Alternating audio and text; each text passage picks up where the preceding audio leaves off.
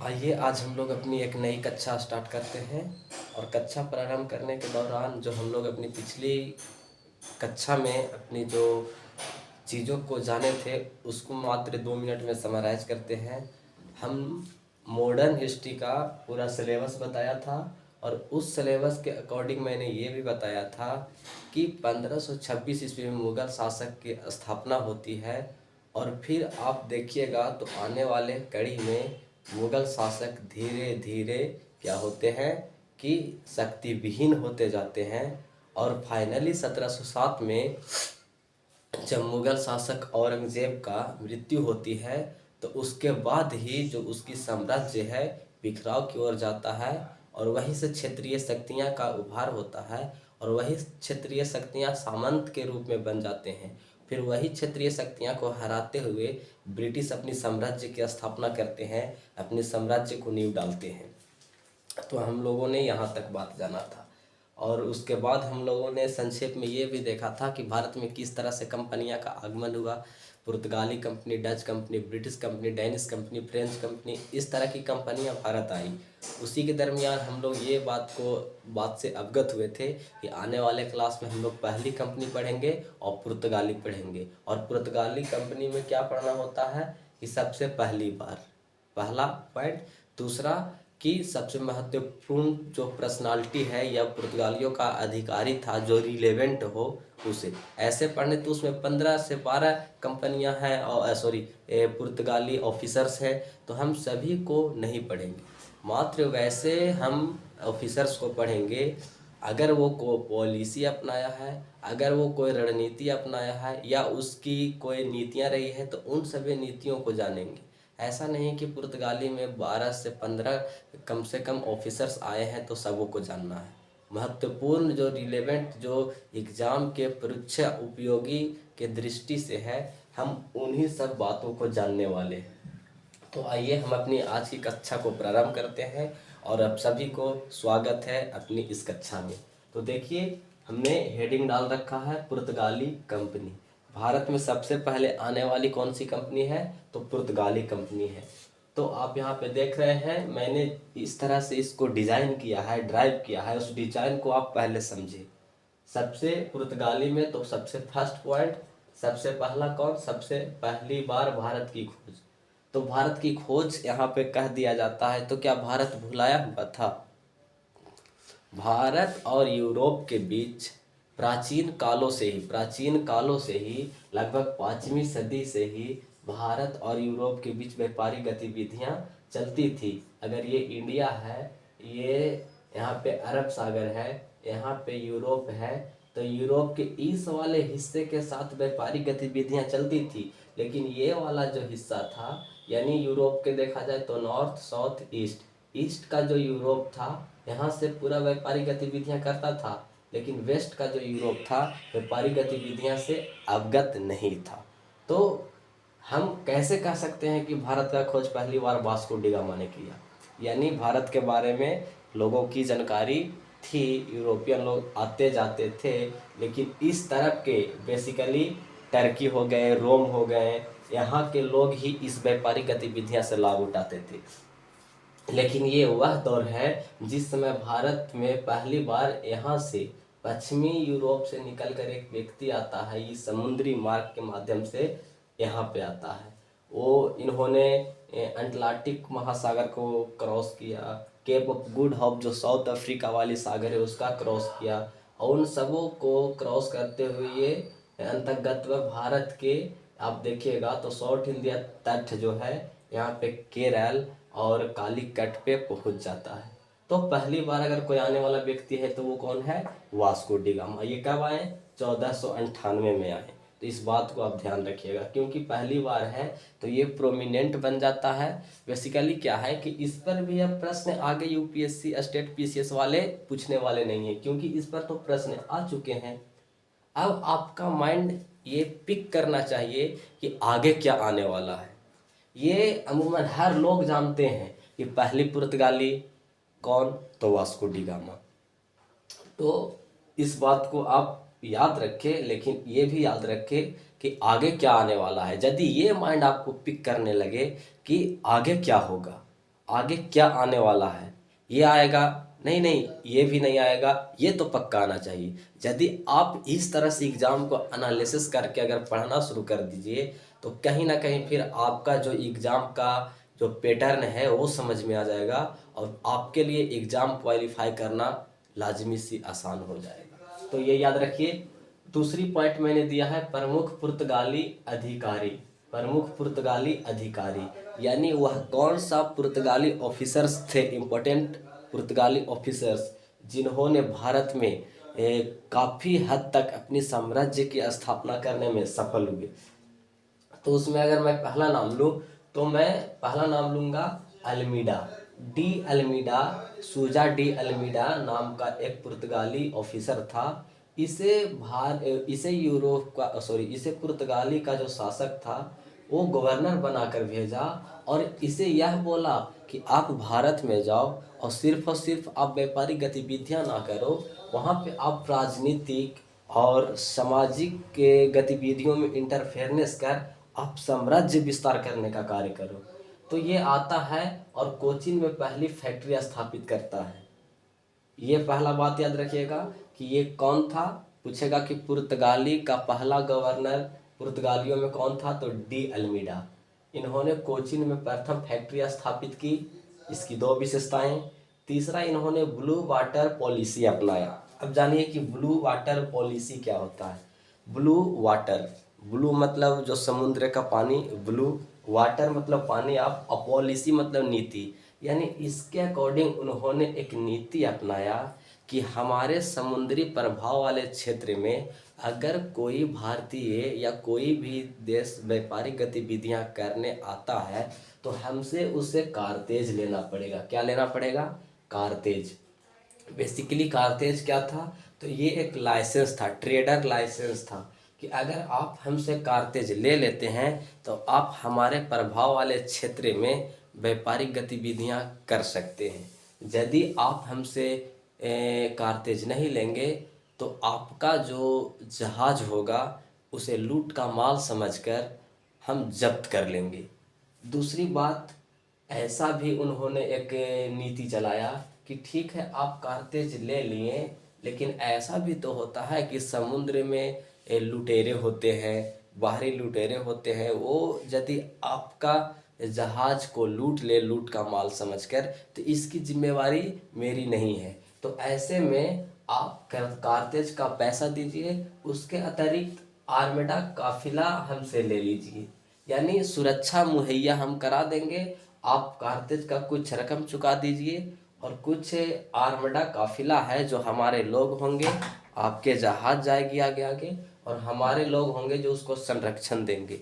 तो ये पुर्तगालियों का एक स्ट्रेटजी था जिसके अंतर्गत उन्होंने समुद्र के जो व्यापारी खुली समुद्र मार्ग था उस पर अपना कंट्रोल कर लिया।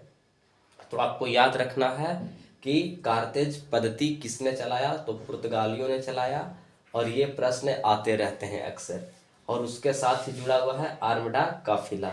तो आर्मडा काफिला क्या था, समुद्र में जो व्यापारिक गतिविधियां होगा, जहाज जाएगी, जहाज के पीछे पीछे ये सुरक्षा मुहैया कराते हुए सुरक्षा कवच बनकर रहेंगे। तो ये आपने देख लिया। अब अगला जो प्रोमिनेंट ऑफिसर्स है वो है अल्बुकर्क। अब इसके बारे में इसकी क्या विशेषता है जो जाननी आवश्यक है, तो ये जानिए अल्बुकर्क के बारे में कि पुर्तगालियों को राजनीतिक शक्ति यानी राजनीतिक पॉलिटिकली कंट्रोल हेतु अगर यहाँ पे एस्टेब्लिशमेंट किया है तो वो कौन किया है, अल्बुकर्क। यानी पुर्तगालियों को राजनीतिक शक्ति बनाने में इसकी अहम योगदान रहा। ये इसका पहला प्रोमिनेंट जो काम है ये है। सेकेंड देखिए, तो 1509 में गोवा पर राजनीतिक नियंत्रण कर लिया, यानी गोवा को कंट्रोल कर लिया और वहाँ पे पॉलिटिकली इंटरफेरेंस प्रत्यक्ष रूप से करने में ये कामयाब और सफल रहे। तो ये इसकी दूसरी विशेषताएं हैं। और इसी के दरमियान देखिएगा तो एक बात नजर आएगी कि अल्बुकर्क जब गोवा को जीता तो बीजापुर के शासक, आपको पता है कि एक तरफ थे बीजापुर और विजयनगर, तो अल्बुकर्क जब गोवा को जीता तो बीजापुर के शासक का नजरिया क्या था, क्या बीजापुर का शासक ये महत्वाकांक्षा नहीं रखता था कि वो गोवा पर कंट्रोल करे। यहाँ पे जो पुर्तगालियों ने प्रोपेगेंडा चलाया, उन्होंने जो नीति अपनाया, उस नीति को समझना ही आप अल्बुकर्क को समझ पाएंगे। तो इस चीज़ को समझिए। बेसिकली बात क्या हुआ था कि जब अल्बुकर्क गोवा को जीता, उस समय बीजापुर के शासक आदिल शाही होते थे, आदिल शाही कहलाते थे। शायद वीडियो में ये कट रहा होगा, लेकिन मैं बोल दे रहा हूँ कि ये जो बीजापुर का शासक सुल्तान और या शासक होते थे, वो आदिल शाही वंश के होते थे, इसलिए उसको आदिल शाही ही कहा जाता था। तो इसमें और विजयनगर के साम्राज्य में विजयनगर के जो शासक था, राजा था कृष्णदेवराय, इन दोनों में आपसी मुठभेद चलता था, आपसी टकराव चलता था। तो ऐसे में जो गोवा था, भारत के अगर यदि ये मैप देखे तो यहाँ पे गोवा है, और जो गोवा था वो मध्य एशिया से, अरबियन कंट्री से घोड़ा आयातक का एक बहुत बड़ा केंद्र था। यानी यदि आपको घोड़ा चाहिए तो आपको गोवा पर कंट्रोल इनडायरेक्टली या डायरेक्टली होना पड़ेगा। और गोवा किसके नियंत्रण में था? पुर्तगालियों के नियंत्रण में। और ऐसे में पुर्तगालियों ने ये घोषणा किया कि जो हमारा मित्र होगा वही यहाँ से घोड़ा का व्यापार कर पाएगा। और भारत में साम्राज्य पर नियंत्रण हेतु युद्ध के लिए घोड़ा की आवश्यक भी बहुत जरूरी थी। ऐसे में बीजापुर का शासक गोवा पर नियंत्रण हेतु महत्वाकांक्षा रखता था। ऐसे में अल्बुकर्क और बीजापुर के जो शासक आदिल शाही था, इनमें मुठभेद हो गई, गतिरोध उत्पन्न हो गया। और फिर अल्बुकर्क को विजयनगर का सम्राट कृष्णदेवराय ने ये आदेश दिया कि आप गोवा पर नियंत्रण कर लीजिए। तो यहाँ का राजा कौन था? विजयनगर साम्राज्य, विजयनगर का कृष्णदेवराय। इसकी सहमति से ही अल्बुकर्क ने क्या किया? गोवा को जीता, गोवा को जीता। अब देखिए यहाँ पे एक बात आपको समझनी होगी कि कृष्णदेवराय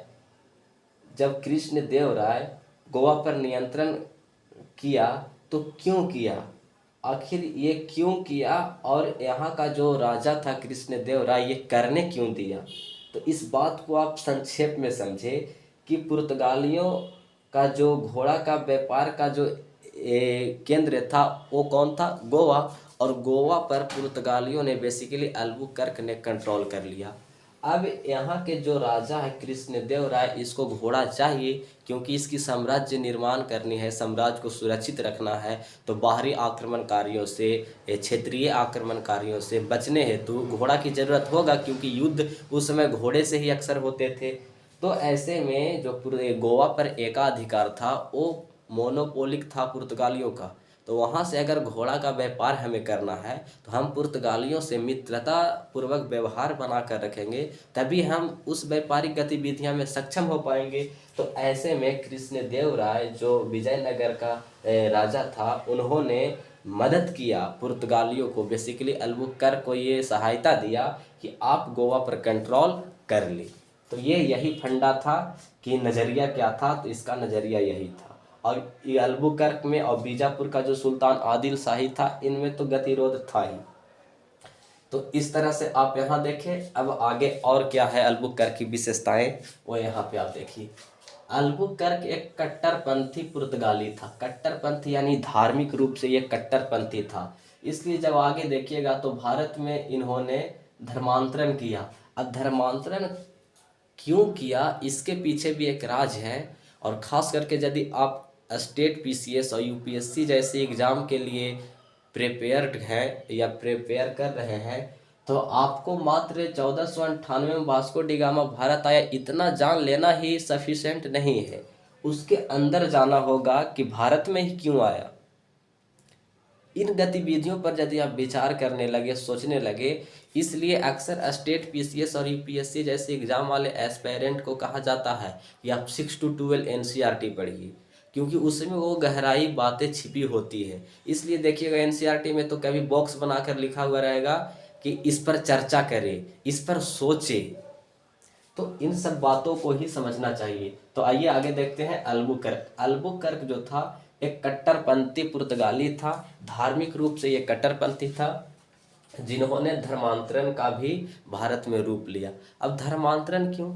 ये क्यों ईसाई धर्म में भारतीय मुस्लिम और हिंदुओं को कन्वर्ट करना चाहता था? तो इसके पीछे एक राज ये है कि जो यूरोप में जो रोम का जो शासक था वो पोप कहलाता था, और ये पोप का संरक्षण प्राप्त था किसको?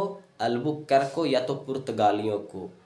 पोप ये आश्वासन दिया कि आप अपने प्रभाव वाले क्षेत्रों में व्यापारिक गतिविधियां कीजिए, उसके साथ आप ईसाई धर्म को भी प्रमोट कीजिए, आगे बढ़ाइए। इसके लिए मैं आपको ये आश्वस्त करता हूँ कि आपके प्रभाव वाले क्षेत्र में, बेसिकली समुद्र वाले क्षेत्र में, यूरोप की और कोई कंपनियां आपकी प्रतिस्पर्धी नहीं बनेंगी। तो देखिए, तो रोम का शासक का संरक्षण प्राप्त है किसको? अल्बुकर्क के। तो अल्बुकर्क ऐसे में वे एकदम बेचिंत होकर अपना कार्य को करेंगे। तो यहाँ पे आप समझ गए कि धर्मांतरण क्यों करता था, इसका मामला क्या था? मामला यही था कि जो रोम का शासक हुआ करता था वो पोप होते थे, और पोप का जो शासक है ये संरक्षण दे रखे थे पुर्तगालियों को, यानी पुर्तगालियों को संरक्षण प्राप्त था रोम का शासक का। और उन्होंने ये भी आश्वासन दिया कि आपके प्रभाव वाले क्षेत्र में यूरोप का कोई भी कंपनियां प्रतिस्पर्धा आपकी नहीं बनेगी। तो इस तरह से यहाँ पे कंडीशन था। नेक्स्ट देखते हैं कि अल्बुकर्क हिंदू और मुस्लिम महिलाओं से शादी हेतु अपने लोगों को प्रेरित किया। यानी अब देखिए, ये साम्राज्य निर्माण करेगा, और साम्राज्य निर्माण करने के दरमियान ये ईसाई धर्म का प्रसार पर जोर दे रहा है। यानी जोर इसलिए दे रहा है कि हिंदू और मुस्लिम महिलाओं से जो हमारे बच्चे उत्पन्न होंगे उससे हम अपने यूज में लेकर, अपने प्रयोग कर, हम भारत में ईसाई धर्म, ईसाई मिशनरियों को ज़्यादा से ज़्यादा प्रमोट कर सकते हैं। तो आप इसको भी याद रखिएगा कि प्रश्न आते हैं कि वह कौन सा पुर्तगाली ऑफिसर्स था जिन्होंने भारतीय महिलाओं से शादी हेतु अपने लोगों को प्रेरित किया। तो वो कौन थे? अल्बुकर्क थे। अगला इसका विशेषता जानते हैं कि इन्होंने सती प्रथा पर पाबंदी लगाया। अब देखिए, सती प्रथा ये एक भारत के धार्मिक और सांस्कृतिक और जो प्राचीन काल से चले आ रहे रीति रिवाज, उनमें ये इंटरफेरेंस कर रहा है। तो यही सब जो कारण है आगे चल के पुर्तगालियों का पतन का कारण बनेगा, हम लोग खैर डिटेल से जानेंगे। तो सती प्रथा पर पाबंदी लगाया कौन? अल्बुकर्क। खैर, सती प्रथा पर पाबंदी लगाना एक सराहनीय कार्य है, बहुत ही अच्छा काम है। लेकिन यदि आप किसी को बिना कहे, आप एक विदेशी हैं और अचानक किसी के सोशल रिफॉर्म करना शुरू कर देते हैं, उसकी जो चली आ रही परंपराएं हैं उन परंपराएं में आप दखल अंदाजी देना शुरू करते हैं, तो कहीं ना कहीं आपके लिए वो खतरा साबित होगा। तो आप सती प्रथा कर रहे थे, ये बहुत ही प्रशंसनीय कार्य है, बहुत ही उत्तम कार्य है, लेकिन डायरेक्ट नहीं। ऐसे में सती प्रथा पर पाबंदी लगाया अल्बुकर्क ने, ये भी याद रखिएगा। अब इतना सारे बात को यदि हम जान लिए तो एक और ऑफिसर है, उसको हम लोग जानना बहुत जरूरी होना चाहिए, वो है नूनो डी कुन्हो। नूनो डी कुन्हो का क्या योगदान रहा, इसके मात्र 2 वर्ड अगर जान लेते हैं तो इसके लिए सफिशिएंट है। आपको पता है कि गोवा को जीत लिया अल्बुकर्क ने, लेकिन गोवा को राजधानी कौन बनाया? तो वो नीनो डी कुन्हो ने बनाया। नूनो डी जो कुन्हो है, इन्होंने ही गोवा को क्या बनाया? कैपिटल बनाया। आगे देखिएगा, तो एक विशेषता और इसकी ये है कि हुगली तथा चटगांव के बीच व्यापारिक संबंध स्थापित किया। अब हुगली और चटगांव, ये दोनों जो है, हुगली और चटगांव, ये बंगाल का क्षेत्र है। इन दोनों क्षेत्रों में इन्होंने व्यापारिक संबंध, व्यापारिक गतिविधियां काफ़ी हद तक बढ़ा दी। तो ये प्रमुख पुर्तगाली ऑफिसर्स थे जिन्होंने अपनी रणनीति के तहत कार्य किया, और उन सबों को कार्य में एक विशेषता और एक बात ये आएगी कि ये जीत क्यों गए, पुर्तगाली आखिर जीत क्यों गए। तो जीत जाने की जो पॉइंट है, इस पॉइंट को आप याद रखें, और जब मेंस के लिए आप आंसर राइटिंग करें तो पुर्तगाली जीत क्यों गए उसकी अगर आप दृष्टिगत दर्शा देते हैं तो वो जो प्रश्न है बहुत ही अच्छा हो जाता है। तो जीत क्यों गए, उसका पहला पॉइंट ये है ये नौसैनिक श्रेष्ठता में उत्तम थे। नौसैनिक श्रेष्ठता कैसा था? उत्तम था। तो जीतने का तो एक कारण बनता है कि नौसैनिक श्रेष्ठता इसके उत्तम था, यानी नौसैनिक यानी जो समुद्री मार्ग था इसमें इसका प्रभुत्व था। दूसरा, मुगल शासक का संरक्षण था। मुगल शासक के संरक्षण कैसे था? तो मैंने बताया था कि सूरत में जब अकबर मिला था तो अकबर को पुर्तगालियों ने उपहार के तौर पर एक कारतेज दिया, और कारतेज के तहत ये भी कहा कि सर साल में हम आपको एक कारतेज देंगे, एक कारतेज में आप फ्री समुद्र व्यापार कर सकते हैं, कोई दिक्कत नहीं। लेकिन यदि आपको और समुद्र व्यापार करनी है तो ऐसे में हमसे आपको कारतेज लेना पड़ेगा कुछ शुल्क चुकाकर। तो यानी पुर्तगालियों और अकबर इस बात को मान रहा है। और यदि अकबर एक मुगल शासक इतना बड़ा साम्राज्य का यदि इस बात को मानने के लिए बाध्य हो रहा है कि जो कारतेज हमें दे रहे हैं वो हम लेंगे, तो कहीं ना कहीं अकबर के जो दिमाग में दृष्टिकोण है वो दृष्टिकोण ये है कि पुर्तगाली नौसैनिक श्रेष्ठता में हमसे काफ़ी आगे हैं। माना कि ज़मीन पे हम बहुत ताकतवर हैं, अकबर ऐसा सोच रहा है। लेकिन अगर पानी में देखा जाए, समुद्री मार्ग में, तो हमसे जो ज़्यादा बेहतर स्थिति में है वो है पुर्तगाली। तो ऐसे में मुझे कारतेज ले लेना चाहिए। यानी एक कारण ये भी बना जीत क्यों गए, जिसमें एक कारण यह भी बना कि मुगल शासक का संरक्षण था। किसको? पुर्तगालियों को। पहला, दूसरा, तीसरा। तीसरा आप देखिए, अरबों अरबों व्यापारियों को पराजित किया। और यहाँ पे अरब, ये जो भारत, यहाँ पे देखिएगा यूरोप, और ये वाला जो क्षेत्र है सागर, और यहाँ पे अरब, ये अरबियन कंट्रीज है। अरबियन कंट्रीज में बेसिकली तुर्की हो गए, रोम हो गए, इराक आदि सब। तो अरबों व्यापारियों को इन्होंने पराजित किया। अब जब अरब व्यापारियों को ये पराजित किया तो व्यापारिक गतिविधियां पर मोनोपोली किसका हो गया? सिर्फ और सिर्फ पुर्तगालियों का। तो उसकी कोई बाध्यता भी नहीं रही। अगला पॉइंट, कोई प्रतिस्पर्धा कंपनी नहीं थी। आप देखें तो जिस समय पुर्तगाली आई उस समय से लेकर काफ़ी समय तक इसकी प्रतिस्पर्धा में कोई टिका ही नहीं। यहाँ पे त्रिपक्षीय संघर्ष हुआ भारत में। भारत के जो स्थानीय कुछ मुस्लिम व्यापारी थे, वे अरबियन व्यापारी, इन सबों ने मिलकर इसका प्रतिरोध करना शुरू किया। इन तीनों कोनों के लोगों को इन्होंने पराजित कर दिया। तो कोई प्रतिस्पर्धा कंपनी भी नहीं थी, मनचाहा व्यापार किया। लेकिन 5 पॉइंट देखिए, ये जीत क्यों गए उसमें। 17वीं सदी में डच तथा, अब जीत क्यों गए ये आप यहाँ तक समझे। अब लेकिन आगे देखिएगा तो इस हार क्यों गए, इसका एक बहुत बड़ा प्रोमिनेंट जो कारण है निकल कर आएगा। और वो कारण आप शॉर्ट में जान लीजिए। वो कारण यहाँ पे कि 17वीं सदी में डच तथा ब्रिटिश कंपनी का भारत में आगमन हुआ। अब देखिए, जब डच और ब्रिटिश कंपनी का 17वीं 16वीं सदी में आगमन होता है तो डच अपनी व्यापारिक गतिविधियां को और अपनी महत्वाकांक्षा को बढ़ाते हुए डच ने मलक्का का जो क्षेत्र था, जिस पर पहले से पुर्तगालियों का कंट्रोल था, मलक्का का क्षेत्र छीन लिया डच। अब याद रखिएगा यहाँ पे मलक्का का क्षेत्र कौन छीना? वो डच छीना। और ब्रिटिश ने हॉर्मुज का क्षेत्र छीना। अब यहाँ पे इसके दो बहुत बड़े प्रोमिनेंट व्यापारिक गतिविधियाँ किसी और कंपनी के अधीन चली गई। तो ऐसे में यह बहुत ही महत्वपूर्ण एक कारण बना जो पुर्तगाली अपने साम्राज्य से धीरे धीरे भारत में किसी एक क्षेत्र में सिमट जाएंगे। तो वो आपने जान लिया। अब यहाँ पे जानना क्या है कि पुर्तगाली कंपनी का भारत में योगदान क्या रहा।